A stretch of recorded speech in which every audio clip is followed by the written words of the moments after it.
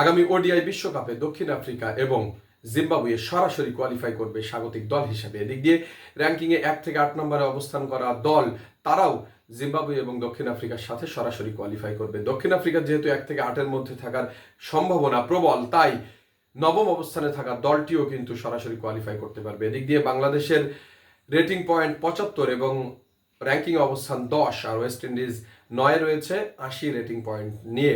তবে আফগানিস্তানের বিরুদ্ধে বাংলাদেশ ভালো করলে হয়তো 9 এই সিরিজেই এসে যেত। গণমাধ্যমে বিভিন্নভাবে সংবাদ চাওয়ার হয়েছে যে বাংলাদেশ এই ওয়ার্ল্ড কাপ কোয়ালিফাই করতে পারছে না সরাসরি, তাহলে কি হবে সেই সমীকরণটা, সেই নিয়ে অ্যানালিটিক্যাল ব্যাখ্যা তারা দেওয়ার চেষ্টা করছেন। তবে এই ব্যাপারটা বাংলাদেশ ক্রিকেট বোর্ড থেকে প্রতিবাদ জানানো হয়েছে এবং বস্তুনিষ্ঠ সংবাদ পরিবেশনের কথা বলা হয়েছে। ক্রিকেট বোর্ডের ভাষ্য মতে আগামী নভেম্বর 2026 সাল পর্যন্ত বাংলাদেশের খেলা রয়েছে 24টি। এই 24টি ওডিআই এর মধ্যেই নির্ধারিত হবে বাংলাদেশের এই হতশ্রী পারফরমেন্স থেকে যদি বেরিয়ে আসতে পারে, তাহলে বাংলাদেশ নবম স্থান থেকে সরাসরি কোয়ালিফাই করতে পারবে অন্য যে কোনো একটি দলকে হটিয়ে। এই 24টা ম্যাচের মধ্যে হোমে রয়েছে 15টি match, West Indies, Pakistan, New Zealand, Australia এবং ইন্ডিয়ার বিরুদ্ধে রয়েছে 3-5-15টি ম্যাচ।